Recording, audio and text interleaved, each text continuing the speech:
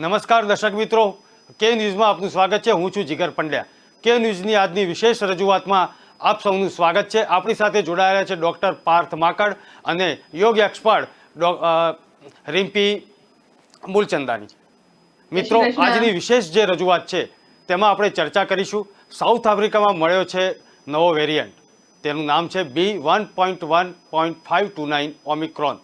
34થી વધુ મ્યુટેશનથી આખી દુનિયામાં ચિંતામાં મૂકી દીધેલી છે। સાઉથ આફ્રિકન મેડિકલ એસોસિએશન કહે છે કે ખતરો નથી, સામાન્ય છે, પરંતુ સામા પક્ષે ડૉક્ટર ગુલેરિયા ભારત માટે ચિંતાજનક જણાવી રહ્યા છે। અત્યારની બંને કોવેક્સિન અને કોવિશિલ્ડ કારગત નથી તેવું તેમણે જણાવ્યું છે। નવી રસી બનાવતા સમય જશે તેવું પણ તેમણે જણાવ્યું છે। અને ભારતીયો માટે ધ્યાનમાં રાખવા જેવી જરૂરી બાબતો છે ફક્ત માસ્ક અને સોશિયલ ડિસ્ટન્સ। તાજેતરમાં જ બેંગ્લુરુમાં 2 પ્રવાસીઓ પોઝિટિવ આવ્યા, તેનો રિપોર્ટ હજી જાહેર નથી કરાયો, પરંતુ બેંગ્લુરુના તબીબોએ પણ આ વેરિયન્ટને ઓછો ખતરનાક હોવાનું જણાવ્યું છે। તેની વચ્ચે આપણી પાસે જે તજજ્ઞ અહીંયા ઉપસ્થિત છે ડૉક્ટર પાર્થ માકડ અને યોગ એક્સપર્ટ રિમ્પી મૂલચંદાની, બંનેનું આપણે અહીં સ્વાગત કરીએ છીએ અને જાણીશું નવા વેરિયન્ટ વિશે। નમસ્કાર ડૉક્ટર પાર્થ માકડ અને રિમ્પીબેન। નમસ્કાર જી। ડૉક્ટર સાહેબ, કોરોનાની ત્રીજી લહેર અથવા ઓમિક્રોનનો ખતરો જે મંડાઈ રહ્યો છે ત્યારે હોમિયોપેથમાં કયા પ્રકારની મેડિસિન અવેલેબલ છે? જીગરભાઈ, આપનો પ્રશ્ન બહુ યોગ્ય છે, પણ છતાં આ પ્રશ્ન સાથે જોડાયેલા પેલા કેટલીક વાતને હું આપની સાથે ક્લિયર કરીશ। આપે જે રીતે શરૂઆત કરી, બહુ જ યોગ્ય વાત કરી કે સાઉથ આફ્રિકાથી ઓમિક્રોન નામનો એક આ ત્રીજું વેરિયન્ટ જે છે, ત્રીજી લહેર માટેનું જે જરૂરી વેરિયન્ટ છે, આમ તો વેરિયન્ટ્સ તો ઘણા બધા છે, પણ એ જે વેરિયન્ટ છે એ સૌથી વધારે ચર્ચાયો છે, કારણ કે એને WHO A variant of concern આના તરીકે એને જાહેર કર્યો છે। હવે આ જ્યારે જાહેરાત થઈ છે ત્યારથી લઈને અત્યાર સુધી આમ જોવા જઈએ ને તો બધી વાતો બહુ સ્પષ્ટ નથી। જેમ આપે જ શરૂઆતમાં કહ્યું તો ઘણા બધા મતાંતર આપના દ્વારા જ જેમ કે કહેવામાં આવ્યા, કારણ કે આપે બધા અલગ અલગ વ્યક્તિઓને એમાં ટાંક્યા। એટલે ડૉક્ટર ગુલેરિયાનો એક મત છે, સામે બેંગ્લોરના તબીબોનો બીજો મત છે કે જેમનો રિપોર્ટ કદાચ જાહેર નથી કરાયો એવું આપ કહી રહ્યા છો, કે પછી સાઉથ આફ્રિકા એવું કહી રહી છે કે આ વેરિયન્ટ એટલો ખતરનાક નથી। એટલે હજુ સ્પષ્ટપણે પહેલી વાત હું એ કહીશ કે આ વેરિયન્ટ વિશે પૂરતી માહિતી એ ઉપલબ્ધ નથી।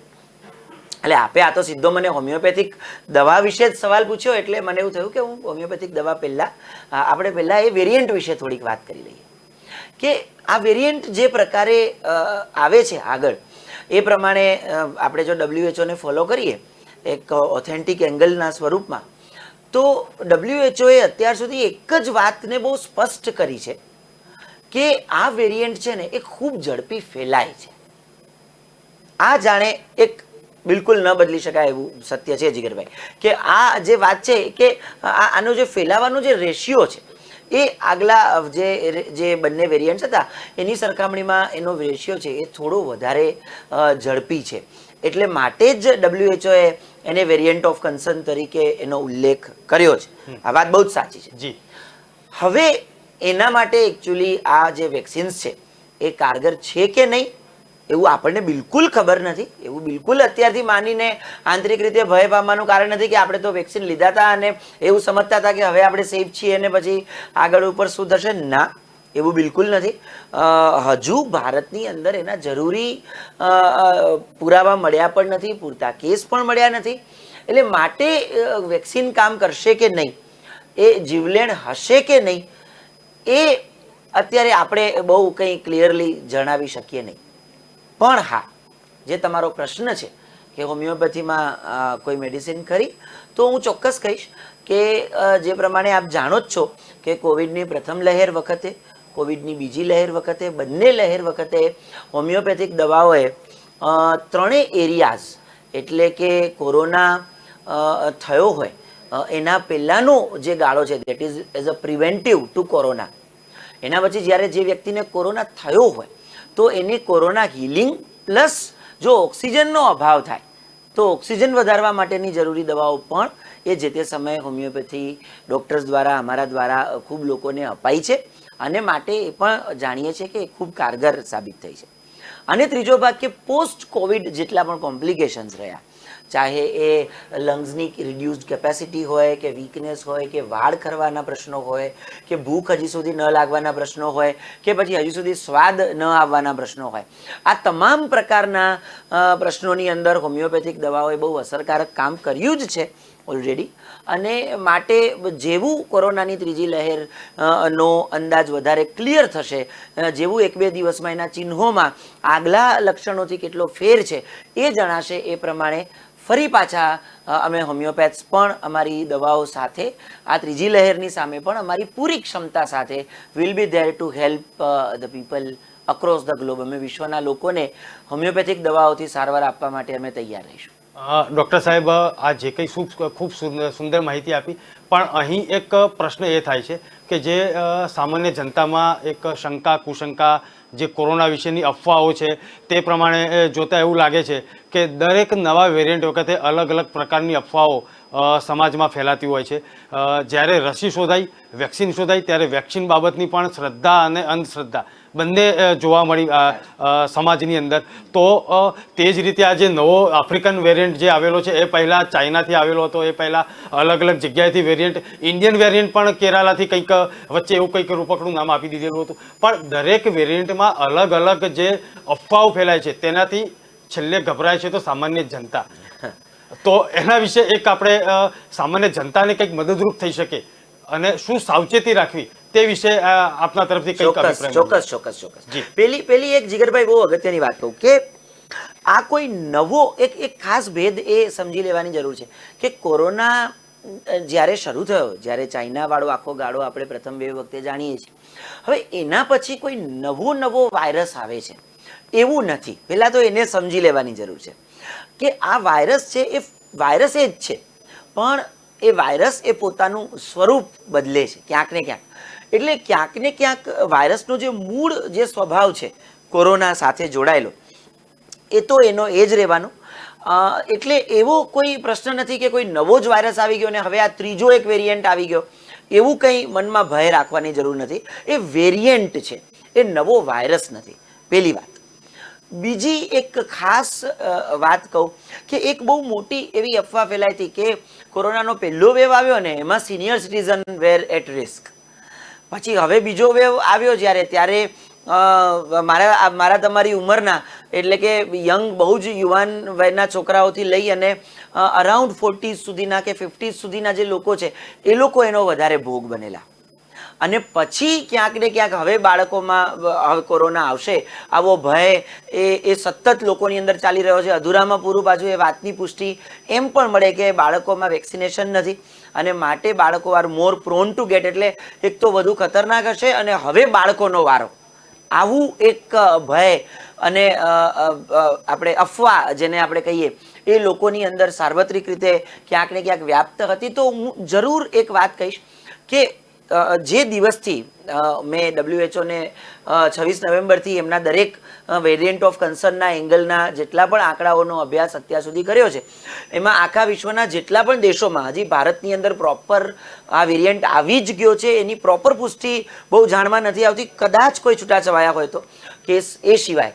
પણ એ આમ જોવા જઈએ તો એના સિવાયના વિશ્વના જેટલા પણ દેશમાં અત્યારે આ જે વેરિયન્ટ છે એમાં ક્યાંય માત્ર બાળકો જ એનો ભોગ બન્યા હોય કે બાળકોમાં બહુ મોટું નુકસાન થઈ ગયું હોય કે બાળકોને તાત્કાલિક ધોરણે કંઈ તકલીફ થઈ હોય, અથવા તો પેલો જે બીજો વેરિયન્ટ હતો, પેલો વેરિયન્ટ છે એ અમુક દિવસ પછી ફેફસાને નુકસાન પહોંચાડતો હતો, બીજો વેરિયન્ટ છે એ 3-4-6 દિવસ પછી પહોંચાડતો હતો, હવે આ વેરિયન્ટ તો થતાની સાથે સીધો ફેફસા પર અસર કરશે. આવું બધું કશું ક્યાંય હજી સુધી ઓન પેપર કોઈ જગ્યાએ પ્રોપરલી નથી તો કહેવામાં આવ્યું, નથી જોવામાં આવ્યું.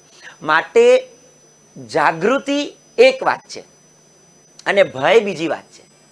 જાગૃતિ હોવી જ જોઈએ. આપણે બંને પણ અત્યારે પૂરતું અંતર રાખીને બેઠા છીએ આ સ્ટુડિયોમાં અને મને ખબર છે કે જેવા આપણે આ સ્ટુડિયોની બહાર નીકળીશું એવા આપણે અહીંયાથી પોતપોતાનું માસ્ક લગાવીને જઈશું અને પોતપોતાના સ્થળે પહોંચીશું એટલે સૌથી પહેલાં પોતાની જાતને સેનેટાઈઝ કરીશું અને પછી પોતાનું કામ ચાલુ કરશું. આપણનામાંથી કોઈને પણ શરદી ઉધરસ તાવ થયા હોય તો કામના સ્થળેથી 2-4 દિવસ રજા લઈ લઈશું જાગૃતિ કે અગમચેતીના ભાગરૂપે. એટલે આ જાગૃતિ અગમચેતી એક વાત થઈ, પણ હવે આ વેરિયન્ટે એવો વેરિયન્ટ હશે કે જેને કારણે દુનિયામાં આમ થઈ જશે તેમ થઈ જશે, બાળકો ઉપર બહુ મોટી અસર પડશે, ખતરનાક હશે, એક જ દિવસમાં ફેફસા ખતમ થઈ જશે.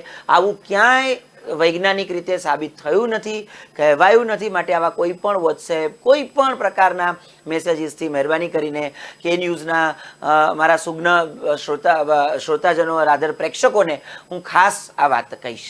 જી, ખૂબ સુંદર માહિતી આપી ડૉક્ટર પાર્થ. હવે રિમ્પીબેન, ભારતીય સંસ્કૃતિમાં જ્યારે યોગ બગાડે રોગ એ જે કહેવત આપણે સૌ ટેવાયેલા છીએ, ત્યારે કોરોના કાળ દરમિયાન યોગનું શું મહત્વ રહ્યું?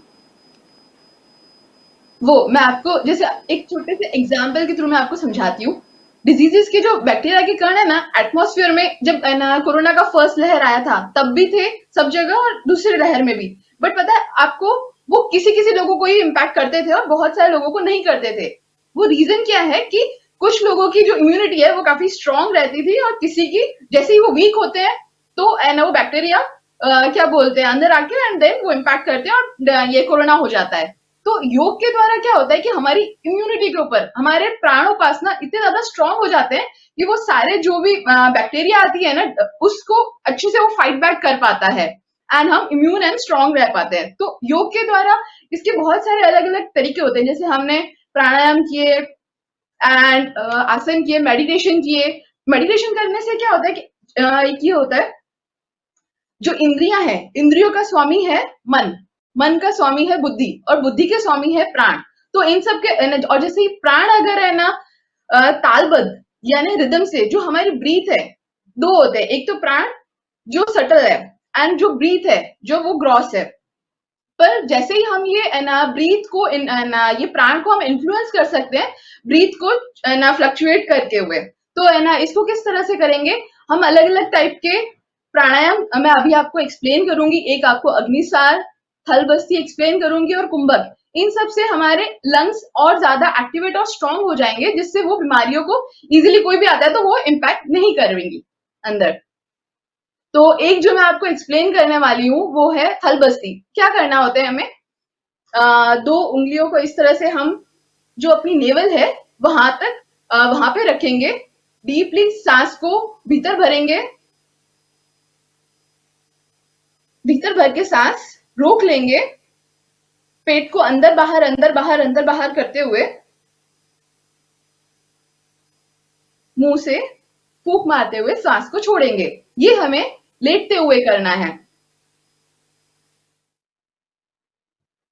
अब इसमें हमें ना और ज्यादा इम्पैक्ट लेके आने के लिए उनके हिसाब से बीज मंत्र का भी जाप करेंगे.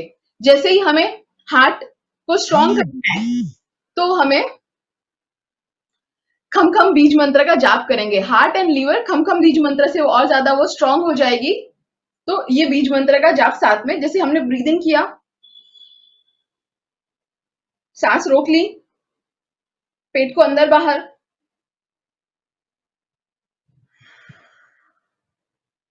एक बार में हम 15 से 20 बार होल्ड कर सकते हैं और इतनी बार 20 बार हम स्ट्रोक कर सकते हैं एंड देन मुंह से श्वास छोड़ेंगे. ये होता है थलबस्ती. अब दूसरा हम करेंगे, डीपली ब्रीदिंग किया, सांस को रोक लेंगे 1 मिनट और 15 सेकंड तक. तो उससे क्या होगा कि हमारा जो ऑक्सीजन एंड कार्बन डाइऑक्साइड दोनों को एक्सचेंज होने में काफी अच्छे से टाइम मिल जाएगा. And then normal breathe out, and फिर ब्रीद आउट करते हुए पूरा सांस अच्छे से एक्सेल करने के बाद 40 सेकेंड्स तक हमें बाहर एक्सेल करते हुए होल्ड करना है. तो ये एक प्राणायाम हो गया. तो हमें अपने रूटीन में कम से कम 5 मिनट तक अनुलोम विलोम करना है ऑल्टरनेटिव नॉस्ट्रल ब्रीदिंग से. देन 5 मिनट्स हमने ये 5 to 10 मिनट्स हमने जो मैंने आपको ये एक्सप्लेन किया था, सांस को भीतर भरते हुए 1 मिनट और 15 सेकेंड. अगर हमें स्टार्टिंग में 1 मिनट तक होल्ड कर पा रहे हैं, 45 सेकेंड्स होल्ड कर पा रहे हैं, ठीक है. बट इसकी 5 to 10 मिनट्स तक रोज मॉर्निंग में प्रैक्टिस करनी चाहिए. और लास्ट के 5 मिनट्स जो मैंने आपको थलबस्ती बताई, ये तीनों प्राणायाम आप करोगे ना तो प्राण रिदम से और काफी स्ट्रांग रहेंगे. तो आपकी कोई भी जो बीमारी, अगर आसपास कोई भी जो डिजीज की आ रही है, वो आपको इम्पैक्ट नहीं कर पाएंगी. तो ये योग से इजीली आप ये सारी बीमारियों से दूर रह सकते हैं।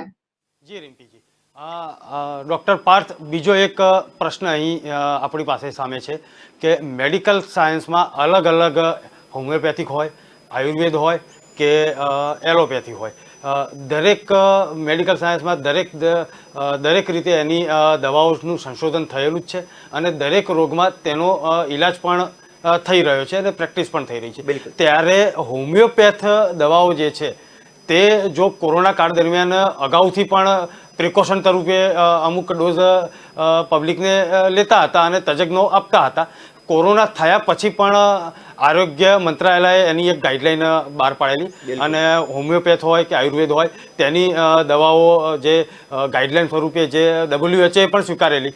તો કઈ કઈ દવા કઈ રીતે અસરરૂપ છે અને એ મેડિસિનની આડઅસર થાય ખરી? આ બહુ એક અગત્યના આપના બંને પ્રશ્નો છે. એક તો કઈ દવાઓ કઈ રીતે અસરકારક છે. હવે કોરોનામાં આપ જાણો છો એ પ્રમાણે આ આખું બહુ વિશાળ છત્રીને આપણે અલગ અલગ ભાગમાં વિભાજિત કરી દઈએ. જેમ અહીંયા સરસ મજાના કે ન્યૂઝની અંદર તમારા અલગ અલગ પર્પઝ માટે તમે બહુ સરસ ઘણા બધા સ્ટુડિયોઝ રાખેલા છે અને બહુ પેરેલલી બધા સ્ટુડિયોઝ પર સાથે કામ ચાલતું હોય. એટલે એ જ રીતે આપણે આખી જે આ કોરોનાની ટ્રીટમેન્ટ અને હોમિયોપેથીની જે વાત છે અને અલગ અલગ ભાગમાં વિભાજિત કરી દઈએ તો પહેલો પાર્ટ રહ્યો પ્રિવેન્ટિવ. હવે પ્રિવેન્ટિવ જે દવાઓ છે એ એટલે એક્ઝેક્ટ પેલા વેક્સિન જેવું કામ કરે. એટલે જેવી રીતે વેક્સિન લીધા પછી કોરોના નહીં થાય એવું નથી, પણ જો વેક્સિન લીધેલી હશે તો થયેલો કોરોના ઘાતક નહીં હોય. CRP લેવલ્સ વધી નહીં જાય અથવા તો ઓછા વધશે, લંગ્સનું ડેમેજ ઓછું થશે, ઓક્સિજન ડિપ્રાઇવેશન ઓછું થશે અને પરિણામે વ્યક્તિને સામાન્ય કક્ષાનો કોરોના થઈને મટી જશે. એક્ઝેક્ટલી આવું જ કામ હોમિયોપેથીની કેટલીક દવાઓએ કર્યું. જેમ કે એક ખૂબ જાણીતી દવા બની રહી શરૂઆતમાં પ્રથમ તબક્કા વખતે એ એટલે આર્સેનિકમ આલ્બમ. તો આર્સેનિકમ આલ્બમ 30 પાવરમાં એ ખૂબ બધી જગ્યાએ અપાઈ અને બહુ સરસ રીતે એણે પ્રિવેન્શનનું કામ કર્યું. એની સાથે સાથે એ જ રીતે, એટલે એની સાથે નહીં પણ એ જ રીતે અન્ય કેટલીક જગ્યાએ કેમ્ફર નામની દવા છે, એ પણ બહુ ઇફેક્ટિવ સાબિત થઈ. મને ધ્યાનમાં છે કે આપણા એક જાણીતા કોર્પોરેટ ગ્રુપ છે, એમણે પૂનાની અંદર દરેક વ્યક્તિને કેમ્ફરના ડોઝ આપેલા ઓલમોસ્ટ. એટલે ખાસ કરીને જે એસેન્શિયલ સર્વિસીસના લોકો હતા એ બધાને એમણે આપેલા. અમને યાદ છે કે ક્લિનિકમાંથી અમે લોકો એ રેગ્યુલર બેંકના કર્મચારીઓ કે પોસ્ટ ઓફિસમાં એ વખતે અમે કોરોનાની દવા બહુ લોકોને મોકલતા, તો પોસ્ટ ઓફિસના કર્મચારીઓને અમે જ્યારે જઈએ દવાનું પાર્સલ મોકલવા એટલે સાથે એમાં કેમ્ફર આપતા એ લોકોને પણ, કર્મચારીઓને પણ. એટલે કેમ્ફર નામની એક દવા છે, એણે પણ બહુ અસરકારક રીતે પ્રિવેન્શનનું કામ કર્યું. આ સિવાય એક બ્રાયોનિયા કરીને મેડિસિન છે, એણે પણ બહુ અસરકારક રીતે પ્રિવેન્શનનું પણ કામ કર્યું. એટલે આ જે એક વાત છે એ પ્રિવેન્શનની થઈ. હવે કોરોના દરમિયાન હોમિયોપેથી કેવી રીતે આપી શકાય? તો જે પ્રમાણે ગવર્મેન્ટની ગાઈડલાઇન છે, આપ જાણતા હશો કે આપણું જે આયુષ વિભાગ છે જેમાં આયુર્વેદ, યોગ, નેચરોપેથી એટલે એ આયુર્વેદના એંગલ પર જ એમાં ગણાય છે, વત્તા યોગ છે, વત્તા સિદ્ધ છે અને યુનાની અને હોમિયોપેથી. તો એમાં જે હોમિયોપેથી રિસર્ચ કાઉન્સિલ છે એણે પોતાના વિસ્તૃત અભ્યાસ અને ભારતના જે શ્રેષ્ઠ તજજ્ઞ ડૉક્ટર્સ છે એમની સાથે બહુ વારંવાર ચર્ચાઓ થઈ. કેટલીક જગ્યાએ હું પણ એ ચર્ચાનો એક અગત્યનો ભાગ બન્યો અને આખી વાતના અંતે જે કેટલાક નિર્ણયો પર પહોંચવાનું થયું એમાં જે દવાઓનું લિસ્ટિંગ જે નક્કી કરાયું એ પ્રમાણે માઇલ્ડ ડિગ્રી ઓફ કોરોના જો કોઈ વ્યક્તિને હોય તો કયા પ્રકારની દવાઓ આપી શકાય, મોડરેટ કોરોના હોય તો કયા પ્રકારની દવાઓ આપી શકાય અને સિવિયર કેટેગરીનો કોરોના હોય તો કયા પ્રકારની દવાઓ આપી શકાય, એ વિશે અમારી બહુ વિસ્તૃત ચર્ચા અન્ય સિનિયર હોમિયોપેથ્સ, કોલિગ્સ, ખૂબ અગત્યની સ્થાન પર રહેલા હોમિયોપેથ સાથે ખૂબ બધી ચર્ચા વિચારણા થઈ અને એના પછી આ દવાઓ નક્કી કરાઈ. એટલે યસ, આ બધા જ જે એરિયાઝ છે એમાં બહુ અસરકારક રીતે હોમિયોપેથિક દવાઓનો ઉપયોગ કરાયો અને દરેક તબક્કામાં મને ધ્યાનમાં છે કે છેલ્લે જ્યારે સેકન્ડ વેવ બહુ જ ખતરનાક પરિસ્થિતિમાં પ્રગતિ થઈ રહી હતી ત્યારે એવું બનતું કે દિવસના 4 થી 5 થી 10 કુરિયર ઓછામાં ઓછા મિનિમમ પર ડે એ ક્લિનિક પરથી દિલ્હી રવાના કરવા પડતા, કારણ કે દિલ્હીમાં ઓક્સિજન બિલકુલ અવેલેબલ નહોતો. અને એવા સંજોગોમાં જ્યારે વ્યક્તિનું ઓક્સિજન સેચ્યુરેશન ઘટી જાય ત્યારે હોમિયોપેથિક દવાઓએ જે રીતે વ્યક્તિના લંગ્સની અંદર ઓક્સિજન સેચ્યુરેશન વધારવા માટે જે અસરકારક રીતે જે કામ કર્યું એને કારણે વ્યક્તિ ઓક્સિજનના બાટલાના સબસ્ટિટ્યૂટ તરીકે હોમિયોપેથિક દવાનો ઉપયોગ કરતી. એટલે આ એક ખરેખર અમારા માટે પણ ખૂબ સંતોષજનક કહી શકાય એવો અમારા દ્વારા એ વખતે જે કંઈ જરૂરી લાગ્યું તે પૂરું પડાયું. સમાજ માટે એ બહુ દુઃખદ સમય હતો, પણ હા, એમાં આપણે આપણા તરફથી જે કંઈ ખિસકોલી કાર્ય કરી શકીએ એનો આપણને થોડો સંતોષ ચોક્કસ મળી શકે. એટલે હોમિયોપેથીમાં આ પ્રકારે ઓક્સિજન સેચ્યુરેશન ઘટવા માટેની પણ દવાઓ ઉપલબ્ધ છે. અને છેલ્લી વાત જે રહી તે તો જીગરભાઈ, બધી બ્રાન્ચનું પોતાનું બહુ સરસ મૂલ્ય છે, એનો આનંદ છે, પણ તેમ છતાં લેટ મી ટેલ યુ કે ક્યાંક ને ક્યાંક અતિ આડેધડ થયેલો સ્ટીરોઇડનો ઉપયોગ એ કોવિડ વખતે એણે આગળ જતા પછી મ્યુકર માઇકોસિસ નામની એક પેરેલલ કોમ્પ્લિકેશન વાળી બીમારીને જન્મ આપ્યો, ફંગલ ઇન્ફેક્શનને જન્મ આપ્યો. અને એની સાથે સાથે રેમડેસિવિર વગેરેનો પણ જરૂર કરતાં અતિશય વધારે ઉપયોગ આદરણીય ગુલેરિયા સાહેબે પણ એ બાબતને રાષ્ટ્રીય કક્ષાએ ઉપાડેલી કે બને ત્યાં સુધી ડૉક્ટરો જરૂરી માત્રામાં જરૂરી પ્રિસ્ક્રિપ્શન આપે એ જ સારું. તો એ દવાઓથી આડઅસરો ખૂબ થઈ છે સમાજમાં. ફોર્ચ્યુનેટલી હોમિયોપેથી દવાઓ એ માત્ર એક તો કુદરતી તત્વોમાંથી બનાવાય, બીજું વ્યક્તિની પ્રકૃતિને અનુરૂપ મિનિમમ ડોઝ એ ઓછામાં ઓછી માત્રામાં અને જરૂરિયાત જેટલો જ આપવામાં આવે. એટલે ક્યારે પણ હોમિયોપેથિક દવાઓની કોઈ આડઅસર થઈ હોય કે હોમિયોપેથિક દવાને કારણે એ વખતે એમણે હોમિયોપેથિક દવા કરી હોય એટલે આગળ જતાં એમને બીજો કોઈ રોગ ડેવલપ થયો હોય, એમની અંદર કોઈ તકલીફ બાકી રહી હોય, તો ફોર્ચ્યુનેટલી આમાંનું કશું જ અમે જોયું નથી. માટે હોમિયોપેથિક દવાની બિલકુલ એક પણ પ્રકારની આડઅસર નથી. ઇનફેક્ટ સેકન્ડ વેવ વખતે ઘણી વખત એવું બન્યું છે કે અમારે એવા પેશન્ટ્સને ખૂબ દવા મોકલવાની થઈ જે લોકો કાં તો બહુ નાની ઉંમરના બાળકો હોય અને અથવા તો સગર્ભા મહિલા હોય અથવા તો લેક્ટેટિંગ મધર એટલે કે જે સ્તનપાન કરાવતી હોય એ ઉંમરની અને એ ફેઝમાંથી પસાર થતી માતા હોય. એટલે એને કારણે એમના ડૉક્ટર એમને કહી દે કે ના, તમારું લંગ્સનો ડેમેજ છે પણ તમને અત્યારે સ્ટીરોઇડ આપવું સંભવ નથી, અથવા તો અત્યારે અમારી દવાઓ આપવાની મર્યાદા છે, રેમડેસિવિર આપવાની મર્યાદા છે. તો even in those cases homeopathic દવાઓએ એ જીવનોને બચાવી લીધા છે. એક પણ પ્રકારની આડઅસર વિના બચાવી લેવાયા છે. જી ડૉક્ટર સાહેબ. રિમ્પીબેન, જે ડૉક્ટર સાહેબે હમણાં જે બહુ ખૂબ સરસ વાત કરી કે સેકન્ડ વેવ્સની અંદર ઓક્સિજન લેવલ જ્યારે ઘટતું હતું ત્યારે હોમિયોપેથિક મેડિસિન ખૂબ અક્ષીર રહી છે અને એમણે છે કે દિલ્હી સુધી તેનો સપ્લાય પણ કરેલો છે, પાર્સલ પણ મોકલેલા છે. યોગની અંદર ઓક્સિજન લેવલ મેન્ટેન કરવું હોય તો કોઈ ખાસ કોઈ યોગ ખરો? हाँ, बहुत ये मकरासन है जिससे हमारी ऑक्सीजन लेवल बढ़ जाती है हमारी बॉडी। फिर इस तरह से ताड़ासन है, ताड़ासन भी करने से पूरी बॉडी में हमारा ऑक्सीजन लेवल ब्रेन तक, लंग्स तक प्रॉपर अच्छे से जाता है। तो ये 2-3 आसन है। मत्स्यासन किया जिसमें और ज्यादा लंग्स पे ऑक्सीजन हमारी अच्छे से जाएगी। बैकवर्ड बेंडिंग जो आसन होते हैं, सुप्त वज्रासन, इन 4 आसनों से हम इजीली ना हमारी बॉडी के अंदर और ज्यादा ऑक्सीजन अच्छे से जाती है। और मेरे को एक और ना आपको ये बताना था कि जैसे हमने वैक्सीन सुनी हुई है, ठीक है, वैक्सीन के बाद भी ना ये कोरोना तो हो रहा है, बट मैं हमारे योग में एक अजपा नाम की वैक्सीन, अगर उसको बोलना चाहे तो बोल सकते हैं, उसको अगर हमने कर लिया ना अजपा, अगर रोज 15-20 मिनट 30 मिनट जितनी देर भी अगर उसने ना हम ये जो भी प्रैक्टिस करेगा उसे, मैं तो श्योर हूं कि उसको कोरोना नहीं होने वाला है। क्या होता है कि हमारी जो भी बीमारी आती है ना, जैसे वो ब्रीथ की जो रिदम है ना उसमें इम्बैलेंस आता है, तभी बीमारियां इम्पैक्ट करती है। और अजपा क्या होता है कि हमारी ब्रीथ को रिदम से फ्लो करती है। तो जैसे ही हमारी ब्रीथ रिदम में रहेगी ना तो बीमारियां हमारे पास नहीं आएंगी। तो हमें सिर्फ क्या करना है, जैसे किया, बिल्कुल फोकस होके बैठकर स्पाइन को स्ट्रेट करते हुए, एंड जैसे ब्रीथ इन आती है तो सो, बाहर आती है तो हम। आप 6 से 10 मिनट से तक स्टार्ट कर सकते हो डेली, सुबह दोपहर शाम। इसको हम अजपा मेडिटेशन बोलते हैं। हमें कुछ भी नहीं करना है, सिर्फ और सिर्फ ब्रीथ के ऊपर फोकस करना है। जो श्वास आ रही है और जा रही है उसको देखते हुए हमें आप में शांत होते जाना है। मैं आपको थोड़ा लाइव प्रैक्टिकल थोड़ी मेडिटेशन भी सोच रही हूँ, करवाती हूँ। तो ज्यादा कंफर्टेबल लगेगा। ठीक है, अगर आपको भी वो कनेक्ट फील कर पाओ तो। जी ठीक है, हर एक ब्रीथ के साथ अपने आप को शांत करते जाना है।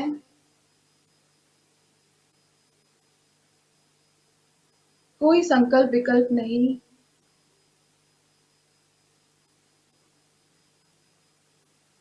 मैं मन नहीं, मन बदलता रहता है, बुद्धि के विचार भी बदलते रहते हैं, निर्णय भी बदलते हैं। हमारा शरीर बचपन में अलग दिखता था, अब अलग दिखता है, और बढ़ते बढ़ते वो चेंज होता रहता है।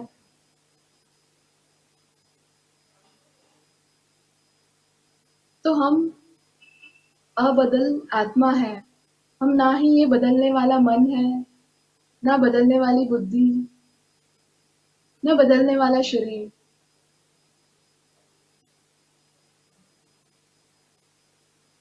मैं और परमात्मा एक ही थे, पर ये इंद्रियों के आकर्षणों ने मुझे बाहर उलझाता रहा, अपने आप में भीतर शांति नहीं होने देता है। भीतर ही सारा खजाना है। जैसे नींद करने से हमें अथाह शक्ति, सामर्थ्य मिलने लगता है, वैसे ही हम जागृत में, हे प्रभु, हे परमात्मा, हम आपके पास आ रहे हैं। आप ही हमें शक्ति, सामर्थ्य, स्वास्थ्य का दान दोगे। इस तरह से उस भगवान से कनेक्ट करते करते हर एक श्वास को, जो भी भीतर आ रही है, उसको गिनते जाएंगे। 100 के साथ बाहर आए तो हम, जैसे ही कोई भी संकल्प विकल्प रहता है और हम गिनती भूल जाते हैं, तो फिर से 1 से स्टार्ट करेंगे। ये बिना भूले रोज के रोज आपको दिन में 3 टाइम तो कर लीजिए, 6 से 10 मिनट। बाकी जितना बढ़ाना हो बढ़ा सकते हैं। आप ये अजपा मेडिटेशन के थ्रू सारी बीमारियों से दूर रह सकते हैं, मन से प्रसन्न, बुद्धि और तेजस्वी।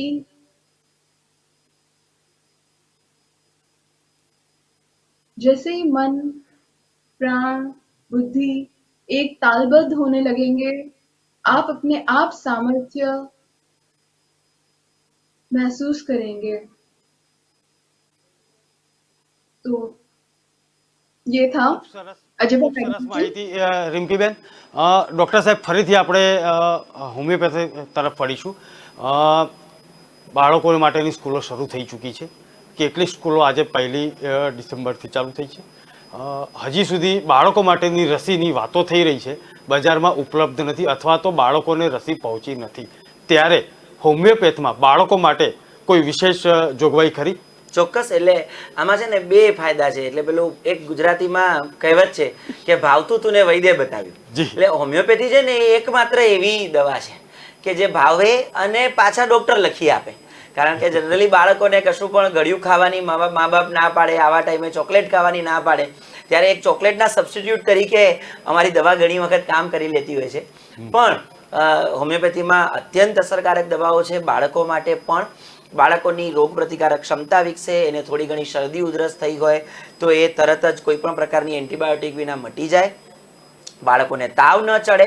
અને મોસ્ટ ઇમ્પોર્ટન્ટલી જ્યારે બાળકોનું એક્સપોઝર હવે શરૂ થશે ત્યારે એમની અંદર પણ જો કોઈ પણ પ્રકારે કોવિડનું ડેવલપમેન્ટ થાય, કારણ કે થવાનું તો છે જ, એ જ્યારે એક વ્યક્તિ બીજા વ્યક્તિના સંપર્કમાં આવે એટલે ક્યાંક ને ક્યાંક એની સામે ક્રિયાની સામે પ્રતિક્રિયા હોય, એટલે શરીર એનું પ્રતિક્રિયા આપવાનું જ છે. અને ક્યાંક ને ક્યાંક એને કારણે કોવિડ ઇન્ટરનલી ડેવલપ થાય, જો એક્સપોઝરમાં એ વાયરસીસ જાય તો, ઇન્હેલ થાય તો. પણ જો હોમિયોપેથિક દવા યોગ્ય રીતે શરૂ હોય તો એને કારણે બાળકોની રોગપ્રતિકારકતા એ કક્ષાની રહે કે એને એટલીસ્ટ માઇલ્ડ લેવલથી વધારે કોરોના વધે નહીં. એટલે મા બાપ ચોક્કસ એક હોમિયોપેથ પાસે નિયમિત પોતાના બાળકની દવા લે અને એની સાથે સાથે નિશ્ચિંત થઈ અને ચોક્કસ નાના ભૂલકાઓને સ્કૂલે મોકલે. સ્કૂલે મોકલવામાં અત્યારના સંજોગોમાં તો તાત્કાલિક ડરવાનું કોઈ કારણ નથી.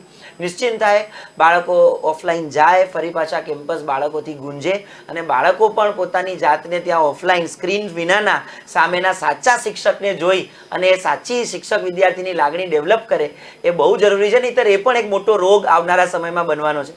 તો ચોક્કસ મોકલી જ શકાય. હોમિયોપેથી દવા તો સાથે છે જ.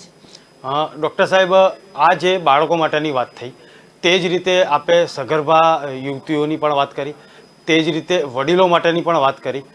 ઓવરઓલ હોમિયોપેથની અંદર કોરોનાની જે ગાઈડલાઈન છે અને આયુષ મંત્રાલયે જે પ્રમાણે દવાઓ સૂચવી છે આપણને, તે પ્રમાણે કારગત નીવડી જ છે. અને આગળના સમયમાં પણ આ જે નવા જે વેરિયન્ટ આવી રહ્યા છે, ઓમિક્રોન હોય કે બીજા કોઈ પણ પ્રકારના વેરિયન્ટ હોય, ત્યારે સૌથી અગત્યની સાવચેત રાખવા જેવી જે બાબત હોય છે તે બાબતે આપણે થોડો દર્શક મિત્રોને પ્રકાશ પાડીશું કે કેવી રીતે બચી શકાય. કારણ કે વારંવાર મીડિયાએ પણ દરેકને અપીલ કરેલી છે, સરકાર પણ એનું કામ કરી રહી છે, છતાં પણ આજે છેલ્લા દિવાળી પછીના તહેવારો જે શરૂ થયા, દિવાળી પહેલાંથી લોકો ક્યાંક ભાન ભૂલ્યા છે, ટોળે ટોળા વળી રહ્યા છે, ટોળે ટોળા બજારમાં પણ ઉમટી રહ્યા છે, તહેવારોમાં પણ ઉમટી રહ્યા છે. ત્યારે આપણે અહીંથી શું અપીલ કરી શકીએ કે એક દવા તરીકે શું અપીલ કરી શકીએ તે આપણા તરફથી એક દર્શક મિત્રોને આપણે જણાવીશું. ચોક્કસ. એટલે ટુ સમરાઇઝ હું એવું જ ચોક્કસ કહીશ કે બે વાત મનમાં રાખીએ.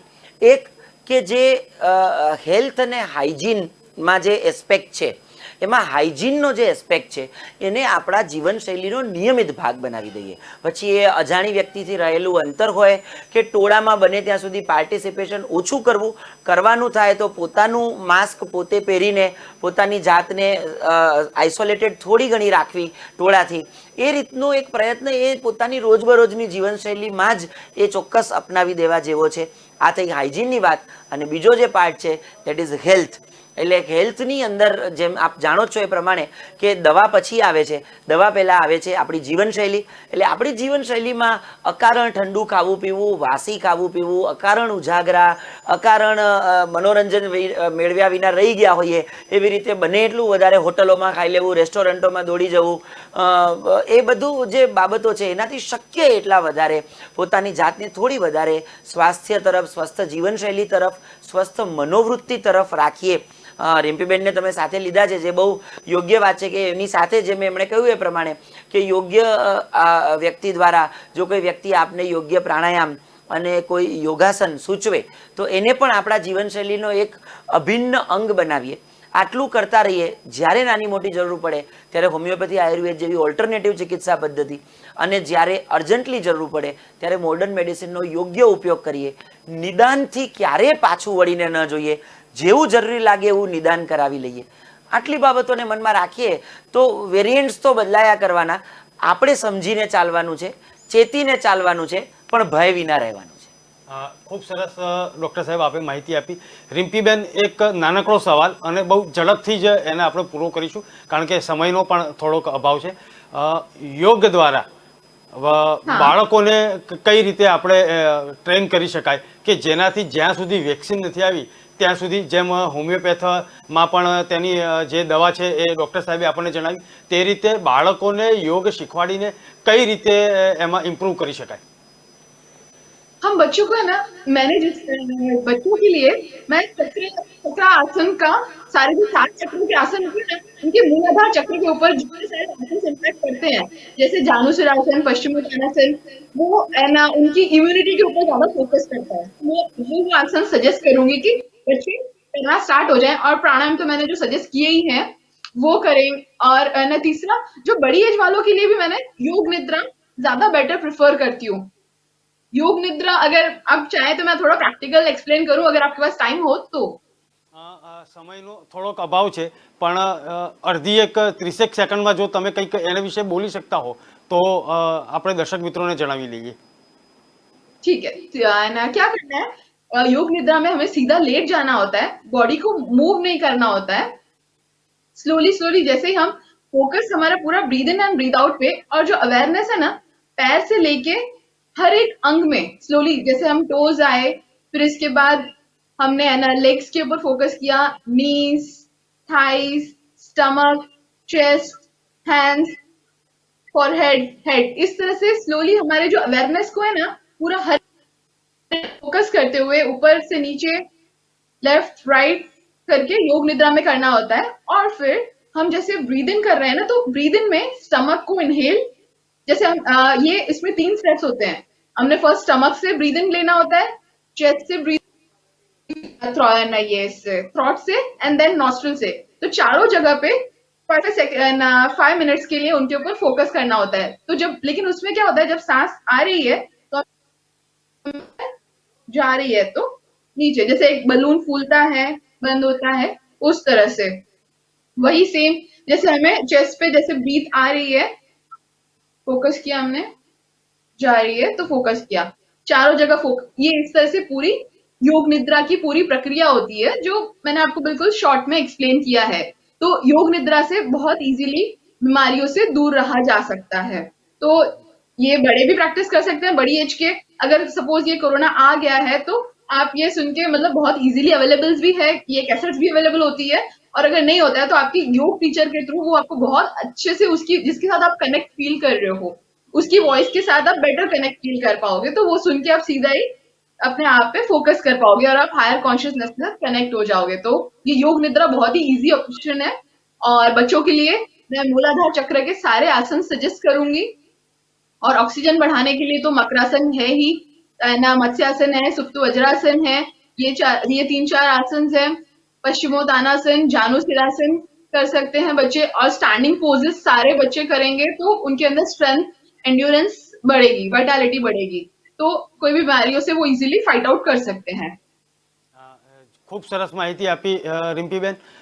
ડૉક્ટર સાહેબ, એક જતા જતા છેલ્લો પ્રશ્ન મેડિકલ સાયન્સ માટે, કે જ્યારે જ્યારે મહામારી આવી છે ત્યારે ત્યારે પ્રજાની સુખાકારી માટે અલગ અલગ મેડિકલ સાયન્સ દ્વારા, જેમ કે ભારતનું જે સાયન્સ છે, જે વર્ષો જૂનું હોમિયોપેથ અને આયુર્વેદિક સાયન્સ છે, સાથે સાથે યોગ વિદ્યા પણ છે, તે જ રીતે વિદેશથી આવેલું એલોપેથી છે, તે ક્યાંક ને ક્યાંક દરેક મહામારી વખતે એક ઢાલ અથવા તો ઢાલ શસ્ત્રની જેમ દરેક પ્રજાજન માટે આગળ આવીને ઊભું રહ્યું છે. તે જ રીતે આ વખતે કોરોના કાળમાં પણ તે આપણે જોઈ રહ્યા છીએ.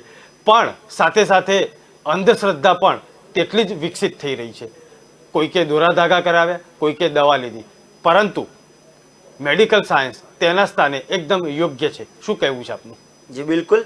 અને આપ આ બહુ યોગ્ય સમયે વાત કરી રહ્યા છો, કારણ કે ક્યાંક ને ક્યાંક લોકોના મનમાં એક એવો ભ્રમ પેદા થઈ રહ્યો છે કે આમાં તો બહુ મેડિકલ સાયન્સ શ્યોર નથી આ રોગમાં, એટલે આવા કિસ્સામાં તો આના કરતાં તો આપણા જે આપણે ફલાણા કોઈ ભુવાશ્રીને બતાવતા હતા, કોઈ ફલાણી વ્યક્તિને બતાવતા હતા, વગેરે વગેરે વધારે યોગ્ય છે. પણ ધ્યાન રાખજો, શ્રદ્ધા ચોક્કસ હોય, અચૂક હોય, આપણા માટે આશીર્વાદ પણ હોય, પણ ક્યાંક ને ક્યાંક એ યાદ રહે કે જે મૂળ છે તે વૈજ્ઞાનિક છે, અને વૈજ્ઞાનિક રીતે આપણો ઈલાજ કરીએ, આપણા શરીર ધર્મનું યોગ્ય પાલન કરીએ, એ જ સાચો ધર્મ. ખૂબ સરસ માહિતી આપી ડૉક્ટર સાહેબ. કે ન્યૂઝમાં આજે ખૂબ સરસ વિષય સાથે આપણે બે તજજ્ઞને આપણે મળ્યા, ડૉક્ટર પાર્થ માકડ અને રિમ્પી મૂલચંદાની સાથે આપણે કોરોનાની જે ત્રીજી લહેરની આશંકા વચ્ચે ઓમિક્રોન જે વાયરસનો જે એક ભય જે સભ્ય સમાજમાં ફેલાઈ રહ્યો છે તે વિશે જાગૃતિ અંગે અને તેની દવા અંગે અને શું આપણે સાવચેતી કઈ રીતે રાખી શકીએ તે વિશે ચર્ચા કરી. ફરીથી મળીશું આપણે કે ન્યૂઝમાં આ જ વિષય સાથે, અને ત્યાં સુધી મને રજા આપશો. નમસ્કાર.